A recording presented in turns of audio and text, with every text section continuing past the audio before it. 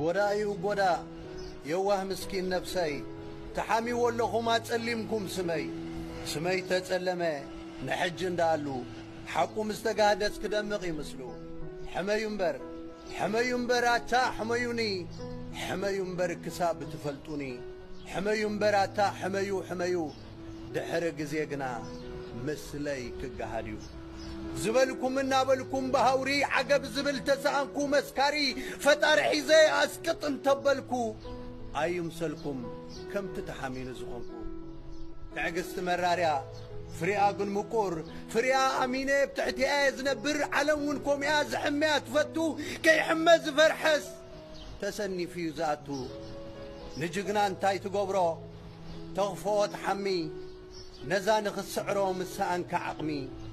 ብየማን እናኽድኩ ዓለመይ ክረኽባ ጽቡቐይ ዘህስስ ኣብዚሕኩም ዘረባ ሕመዩን እምበር ልማትኩም እንድዩ